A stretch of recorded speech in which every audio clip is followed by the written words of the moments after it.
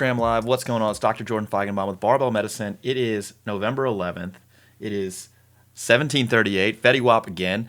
You guys know what it is. It's an Instagram Live question and answer session. So every Wednesday we're here about 5:30 p.m. Pacific Standard Time, and we allow you to ask questions in the comment section. So if you're just joining us for the first time, welcome. Type your question into the comment section. All right. Ideally, these questions are related to fitness, training, anything like that. But hey, sometimes we go off the reservation and we get to talk about interesting things. If I don't get to your question, I apologize. Head over to our forum. If you go to barbellmedicine.com, you can sign up for the forum. We're very active there. Or you can go to our Facebook group. Just search Barbell Medicine on Facebook. We'll accept you to the group, and you can join the nearly, I think it's almost 18,000 folks now. We'd love to have you be a part of that community.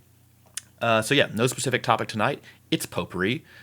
We're going to dive into some questions here. Let me scroll up. What's going on, everybody? Hello.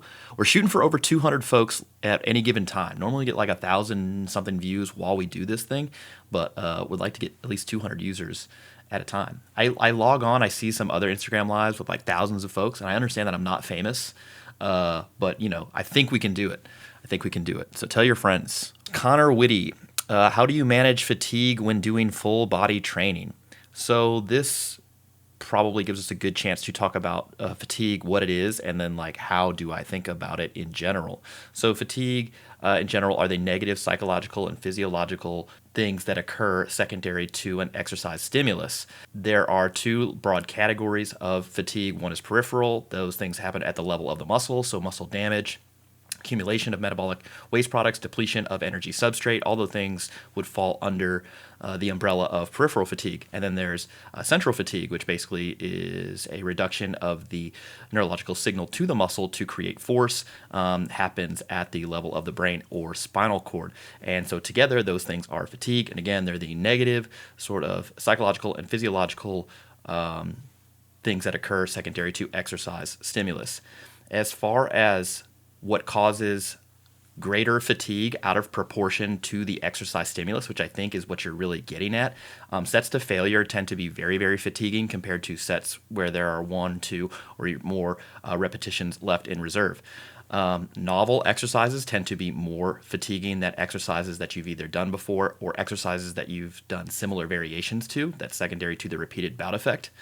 Other things that tend to be, again, more fatiguing out of proportion to the exercise stimulus tend to be really heavy, high RPE type work at really high loads. So for example, if the general intensity range that drives strength improvements is somewhere between 60 to 80%, on average, that's where most of your volume work will be done just due to the nature of being able to complete a lot of repetitions in that sort of range.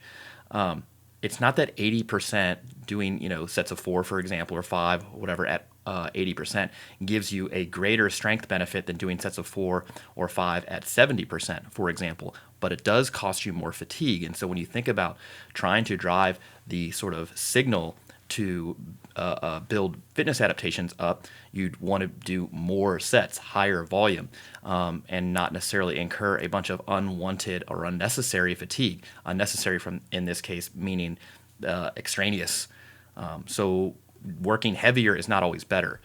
I don't think that full body training is necessarily more fatiguing than body part or exercise, like a split program sort of fatigue. I think fatigue is really unique to the individual and like what they've done historically and what they're used to, what their expectations are, and in addition, like all the individual characteristics that make them them. So the exercise stimulus is what it is. It gets filtered through, again, all the things that make you, you. And then on the other side is the stress, which drives both fitness adaptations and fatigue. So how do I think about fatigue? I think about fatigue as sort of a necessary thing that occurs as, again, fitness adaptations go up. Fatigue is also going to go up, ideally not in proportion. Ideally, the fitness adaptations outstrip the amount of fatigue that's occurring, and therefore you get better. Your best performances will not occur in general when fatigue is at its lowest. So for example, you could go on vacation, right, take a week off, and your fatigue, particularly from training, is going to go way, way down. You slept a bunch, you didn't exercise, you didn't train, you ate a bunch of food, all is well, but when you come back to the gym, you don't usually PR. Why? Because your fitness adaptations have decayed. So I don't know that I would be trying to minimize fatigue all the time. Rather, I think a better focus is to try to maximize fitness adaptations. And fatigue will tend to trend down over time as you do workouts that are similar to ones you've done before. You just accommodate to what you've previously done. And that's what tends to drive this sort of fitness adaptation accumulation that is at a greater rate than the amount of fatigue that you're incurring. So this is why you see, in general, hypertrophy results occur a few weeks after the onset of training rather than the initial onset of training. You kind of have to get used to the training. Same thing with strength improvements. So I just wouldn't worry about fatigue like as from a recovery standpoint. Rather, I worry about load and fatigue management within the context of a program based on what you've been doing so far. So hopefully that makes sense. Kind of a long answer for the first one, but yeah, had to do it. Best tips for recovering from a patellar tendinopathy. Yeah, so I would recommend you see the article Pain in Training, What Do. Ideally, you have to find some type of squatting or lower extremity exercise, maybe if you can't tolerate squatting, where you can enter in and start doing that, ideally to desensitize yourself. And it's going to be a lot of load management stuff. So patellar tendinopathy, overuse injury, although tendinopathy is kind of this umbrella term that just encompasses all tendon-related pain, but doesn't really describe what's going on, although that probably isn't that important anyway. So I would find something that you can do and gradually increase that over time to where you return to normal activity. That's outlined in the Pain and Training What Do article. And if you need specific advice, would contact our pain and rehab team. They would do it. What do you think of the general military fitness tests? For example, the Marine Corps PFT is max pull-ups, max sit-ups in a minute, 3-mile run. I don't think anything about them. I mean, I'm being honest. I think that, each organization can come up with a series of fitness tests that it deems valuable for identifying folks who are prepared to do the job that they're contracted to do. To the extent that these fitness tests reliably do that and are both sensitive and specific enough to identify those individuals who pass the test, therefore are able to do the job. And then for individuals who don't pass the test, they can't do the test. I don't know that, and I don't know the data on that. I would guess that the new fitness test from the Army, where they do a trap bar deadlift and a couple other sort of odd movements. I say odd because they're not their traditional pull-ups, sit-ups, push-ups, etc. I think that probably more accurately represents what people are likely to do in the field. But again, I'm not an expert there, and I don't know the data as far as individuals who are in the armed services who pass the PFT, whatever it may be, and then ultimately cannot do the jobs asked of them, versus people who don't pass that test and can. So I don't know. How would you design a 2-week taper and peak for a female intermediate lifter? So we have free peaking templates on our website. There's a slow and a fast one, just based on some, kind of trends we've seen across different types of lifters. But I wouldn't program it in any sort of specific way just because it's a woman lifter. Women and men respond nearly identically to training with respect to strength, hypertrophy, power, cardiorespiratory fitness training. And I would not program specifically for somebody just because it's a woman or a man, just like I wouldn't program specifically for somebody because they're young or older or any particular ethnicity. People in general will respond about the same unless they have great genetics or were dealt a poor genetic hand or other environmental things like nutrition, other lifestyle factors, etc., can really tip the scale as far as response to training. But yeah, there are no sex-specific responses to training that you would need to consider when coming up with a sort of training program. Can any gains be made when one trains once per week? I mean, somebody who'd previously never trained before will likely get stronger, gain some muscular hypertrophy, cardiorespiratory endurance if they're training that, etc., if they're only formally training once per week. That's not going to work for very long. Effectively, the individual will accommodate to that sort of training stimulus, and while they're not incurring additional fatigue, they're also not incurring additional fitness adaptations. And so the way that you increase fitness adaptations is by increasing the signal, increasing the exercise stimulus. And so if you can't really do that by only training once per week. It's certainly better than not training, but would start to work towards those guideline minimums at least, which is resistance training twice per week and doing a certain amount of aerobic training depending on the intensity, usually 150 to 300 minutes for moderate intensity aerobic training, or 75 to 150 minutes of vigorous intensity aerobic training. If you're not tired of the conjugate questions, what do you think about the idea that power squats, aka West Side barbell style, is the best squat for muscle, strength, sports, injury prevention, etc.? I mean, I am tired of the conjugate questions, but claiming that any particular squat is best for developing muscle mass is completely bogus. Strength, there are strength-specific adaptations to each type of exercise because strength is specific. So again, that's just tells you that whoever is saying that doesn't know what they're talking about. For sports, there are no squats that are uniquely better, best suited towards sports. That doesn't make any sense. And injury prevention, you can't prevent injuries anyway. You can only reduce the risk. So again, somebody who said that has just identified themselves as not a subject matter expert. And then instead of arguing with them, because that's not what you would want to do, you would just go somewhere else and spend your time wisely, getting involved in the community, making a positive difference, learning something, learning a new skill, interacting with other humans to build your social circle up, something like that. All right. I had my appendix removed a few days ago and was told not to lift heavy weights for several weeks. Still worth taking creatine at this time. I don't know that I would consciously stop taking creatine. It's not like it's any risk for you to continue taking it. It's just, you're not eking out, an additional couple percent of performance maybe because you're not training. So you could stop taking it if you wanted to, but no real benefit to stop taking it either. Very, very curious basic differences and recommendations for programming linear progression / novices between starting strength and barbell medicine. Oh, pretty much every step of the way. I think our beginner prescription, which is a free article and sort of program, and our beginner template, which is an expanded version of that, kind of highlight all the differences, but very briefly. We don't think that you should specialize in 4 or 5 exercises, particularly because you wouldn't, in no sport, in no career, in no real setting do you specialize early on in someone's training. You want a variety of training with respect to exercise. It improves motor learning, so how good you get at doing the exercise. It reduces risk of injury, improves lean body mass outcomes. You also wouldn't specialize in any sort of particular rep schemes. You wouldn't only do 5s. You would get proficient in multiple rep schemes because there are different adaptations that you'd want to get across different rep ranges that don't uniquely happen at 5. 5 is just arbitrary made-up number. It's not particularly useful for any specific thing except for getting good at 5s. You'd want autoregulation, so RPE, or reps in reserve, session RPE, something like that, or an objective weighted track, although like a velocity tracker, but that's probably unnecessary and overkill for somebody who's new to lifting.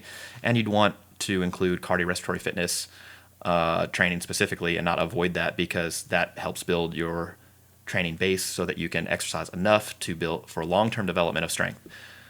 Again, all discussed in our beginner prescription beginner template. Is a set of 4 sets of 5 at RPE 8 any more or less fatiguing than 2 sets of 10 at RPE 8? I would expect it to be more fatiguing. 1, just multiple sets to near failure. 2, because the weight is substantially heavier. Those would be my 2, sort of thoughts there. But again, comparing just one rep protocol against another probably is not the way I'd base programming. I would try to look at the entire program and compare that to another program. What's the deal with calves and why are they so hard to grow? Calves are a muscle. There's medial and lateral heads and the soleus sits underneath. I don't necessarily think they're that hard to grow. I just don't think people train them, and they certainly don't train them diligently. It's kind of like arms in a way. People will do 4 sets of arms, or biceps and triceps per week, and be like, why don't they grow? And it's like, because you're not doing near enough. Or they'll do 10 sets, and you're like, why don't they grow that much? Because you're not doing nearly enough. Same thing with calves. People do calves once a week, and they're like, why don't they grow? It's like, dude, not even close to enough. And then also people will do them for like 3 or 4 weeks and be like, why didn't my calves grow a bunch? It's like, it's only 4 weeks. It's not enough. Yeah, so just like anything else, it takes time. and diligent effort here. Will my heart explode if I have a pre-workout with 300 milligrams of caffeine in it? So I did a whole YouTube video on caffeine. The current FDA guidelines recommends less than 400 milligrams of caffeine per day, although individual tolerance is likely varies well higher, and lower than that. The dose at which benefits are typically seen varies between 3 to 6 or 3 to 9 milligrams of caffeine per kilogram body weight per day. So 300 milligrams is on the low end for most individuals, depending on how much they weigh. But this is all tolerance, and your heart's not going to explode anyway. Heart rate doesn't really go up with caffeine. Blood pressure doesn't go up with caffeine. So to answer your question directly, no. But as far as how much caffeine you should have, it's based on your individual tolerance, preferences, etc. The way people are using caffeine pre-workout so that they increase their arousal, not that kind of arousal, but arousal to engage in exercise and improve their performance. And this can be modeled across this, or is modeled by this law called the Yerkes-Dodson law of arousal. So it looks like a bell curve, and so on the left side of the curve, as you're going up the slope, you are under sort of aroused, basically not ready to perform at your peak. And then at the top, that's your peak level. You're at a certain level of arousal, and then if you go to higher levels of arousal, your performance actually drops off. You're too hyped, too many trap slaps, too much caffeine, too much ammonia, or whatever else you're using to get up for a workout. So I would try to find a dose that you like and respond well to, and stick to that dose. You don't get used to the caffeine as far as like reduction in performance sort of improvements. You get tolerance to the caffeine insofar as the metabolism can get a little faster, but the ergogenic or performance enhancing benefits of caffeine don't require progressively higher and higher doses. That's all just made up stuff. Is timing of protein intake important for muscle protein synthesis? Or if my intake is sufficient over a given period, it's always available? I don't really understand the question, but yeah, protein timing is somewhat important, I guess, on a micro level, meaning that if you continuously dosed yourself with protein throughout the day, you would not have as many muscle protein synthesis events that if you had like discrete bolused meals. So, you eat meal and then you fast, and you can do that every 3 to 5 hours. If you, continuously fed with protein throughout the day, or you only took, 90 minutes from the end of one meal for the start of another meal, that meal would probably not contribute to muscle protein synthesis right then, but maybe a later time after you've, again, fasted for a period of time. How much does all of that matter in the grand scheme of things? I think none. I wouldn't even consider it when building a dietary pattern or considering protein intake. I just don't think it matters at all.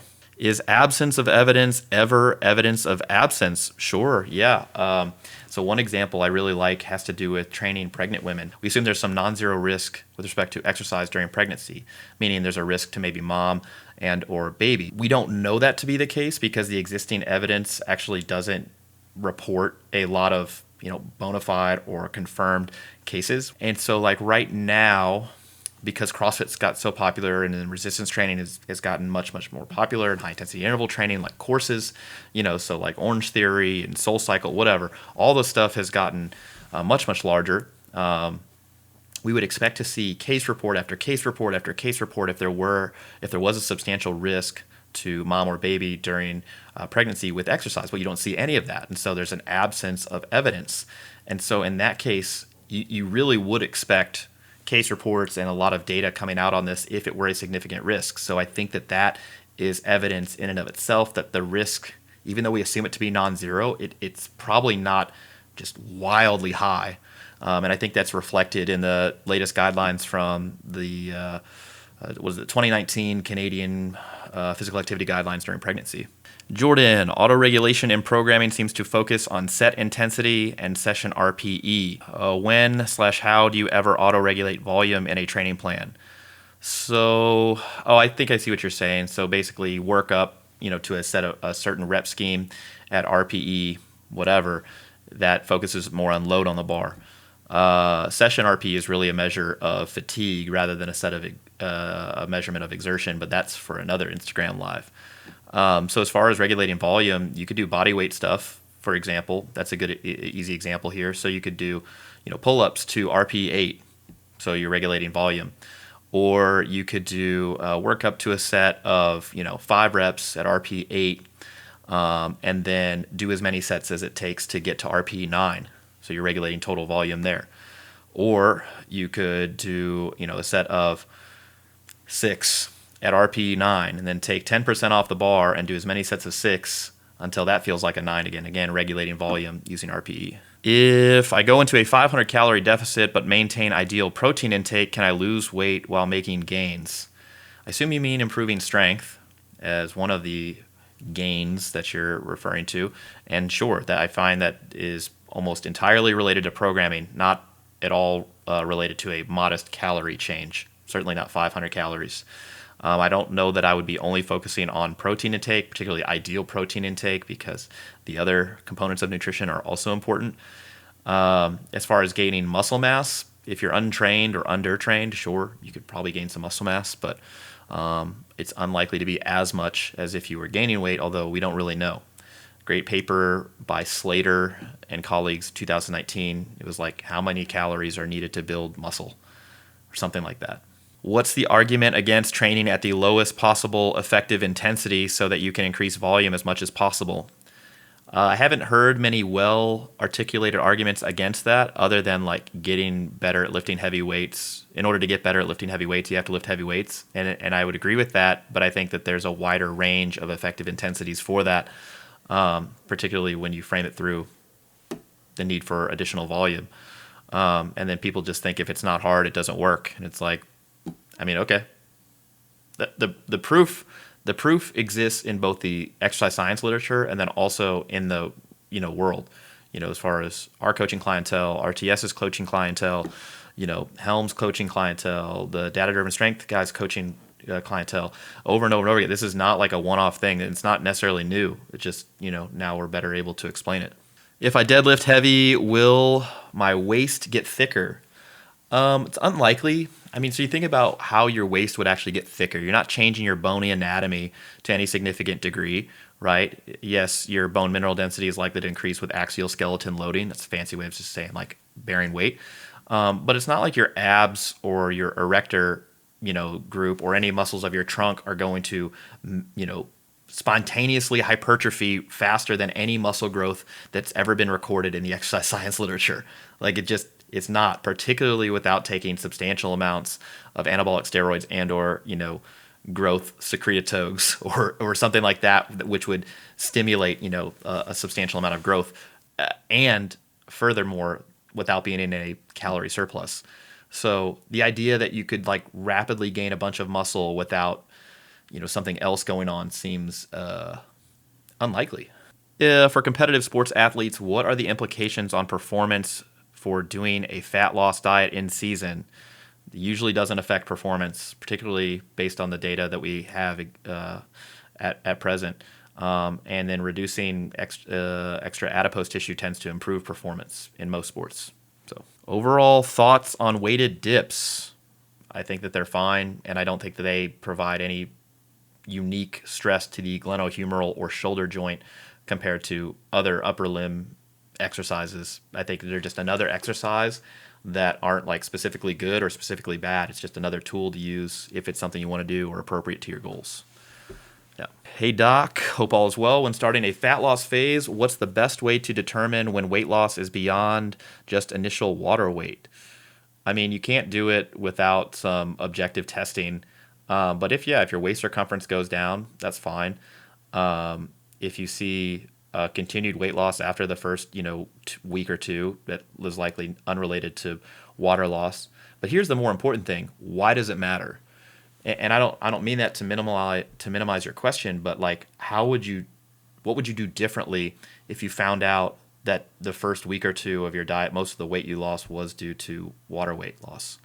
Like, nothing. So I just wouldn't even worry about it. Let's see. For guys in the military, also women, they make us run a lot. Do you suggest more intake of food to gain mass because we will have to run and lift in the same day, as well as maximize sleep? Yeah, so I think the greater your physical activity goes up, the more calories you're going to need to maintain weight. If you're trying to gain weight, you're going to have to go even higher than that. To the extent that the additional running substantially changes your physical activity, yeah, you're going to need more calories. But I probably wouldn't do that preemptively. I would just see what happened after a week or two of this new found activity level to see what happens with your weight. If it doesn't change, then you're accommodating for this in other ways. I don't know that I would try to maximize sleep as far as just duration, because getting 7 to 8 hours is probably enough. I don't know that you need to sleep more than that, but I would try to maximize the quality, sure. So not necessarily being exposed to a bunch of LED light right before bed. I don't think blue blockers have good enough data to support their use, but avoiding electronics, highly stimulating activities, stimulants, etc., so that you can have a normal sleep wake cycle. Try to go to bed around the same time, get out of bed the same time each day. All good ideas. What is the best exercise for hips/glute growth? I think there are a bunch of different ones that all work about the same, and so I don't know that there's one that stands, heads and shoulders better than the other ones. I think hip thrusts are great. Squats of all kinds are great. Lunges, step-ups, RDLs, good mornings, etc. all can be useful. As far as which one is the best, you look for one that's got that you can do a lot of volume. It's got a big, relatively large range of motion and isn't that fatiguing. And so that's all going to be personal preference, basically. Is there a quick fix for squat sticking in the middle of the concentric? Good out of the hole and very fast lockout as well. Yes, I think with sticking points, there are like non-modifiable sticking points and then modifiable sticking points. So the modifiable ones would be due more to positioning, posture, technique, etc. That being said, non-modifiable ones, it's just, that's your sticking point. It's going to be there forever. It's just going to happen at heavier and heavier weights as you get stronger and stronger. It's like it never gets easier. You just go faster, that Greg LeMond quote. So it never gets easier. The sticking point never ceases to be. It just gets stronger. And most people will stick. That's the normal sticking point for a squat. So I see people on YouTube putting raw egg whites into their workout shakes instead of protein powder. For those of us not named Rocky, is eating raw eggs safe? I mean, there's a non-zero risk to eating non-pasteurized egg products that aren't cooked, and the bioavailability is drastically reduced when not cooked, and there are no benefits to eating these eggs. So I don't know why that is a thing. Yeah. Long-term downsides to alternate grip for deadlifts? None, as far as I can tell. I think that the hook grip has a mechanical advantage with respect to deadlifting, less likely to have a little windmill. But as far as like overall development, I think they're about the same. Thoughts on microdosing to treat ADD/ADHD? So there's some interesting data coming out on a handful of substances, ketamine, MDMA, some on marijuana, and various different sort of medical applications that we're trying to study, and not we as barbell medicine, but like the medical community is trying to study and kind of see what the benefits that we can reliably see with their use. I think it's too early to tell, and I certainly wouldn't recommend microdosing to anybody right now, as far as like the self-treatment, because I think there are unknown risks and unknown benefits, and I feel like that's just risky calculus there. I probably wouldn't recommend that. Dude at my gym says you shouldn't do pause/tempo work if you're already a slow lifter. Thoughts? I mean, I think would be easily countered with asking him, what is the velocity that most successful third attempts are lifted at in a meet? They're all very slow. We're trying to improve low velocity force production. So pauses work the isometric portion. Tempo work is really just a way to control for load and fatigue management. There's some unique benefits to eccentric training that we're trying to maximize, maybe with tempo work or with overload tempo work or with overload work in general, which is inherently slower on the eccentric. But the idea is that during the concentric portion, you're trying to move as fast as possible all the time. So that really just negates his entire argument. And so, I don't know. Then I'd ask him what his deadlift is, just to like assert dominance. What would be the best way to motivate parents to start resistance training if they are reluctant to carry out high RPE sets? I would just ask them what resistance training they want to do, and then what exercises in particular they want to do, and then have them work in a variety of rep ranges. And if they only wanted to go to RP7, that's fine. You could also use the feeling scale, which is a validated auto-regulation tool. You could say, yeah, you should do this set at this weight for this many reps, and it should end up feeling kind of bad at the end, for example. And that's probably hard enough. But RP7 would be about the same. Any recommendations on how to more accurately assess RPE after each set? So you're really not worried about the accuracy. You're worried about the precision. So I don't really care how close it is to the actual value. I care how close it is each time you do it to the value that you rated it before. So like what you call an 8 is always an 8, and that stays the same. So I would just, the best way to improve your precision is to keep doing it and keep using it. Do you practice medicine? This is a great place to end. So no, after residency, I've just been doing barbell medicine ever since. We was doing some online telemed stuff for a while, but now my sole focus is barbell medicine, and this is more of a public health promotion thing, an education thing for other physicians, other healthcare professionals, but I do not see patients any longer. Okay, hey, look, next week we're going to be back here, 5:30 p.m. Pacific Standard Time. Be here. Look, this was a weak showing. I thought we were going to be over 200, but I appreciate you guys all coming out. You guys are great. I'm going to post this to my IGTV, also to my Instagram feed, so if you want to go back through this, you can. Some of this will probably end up on YouTube. Yeah, we'll see you guys later. Thanks for coming.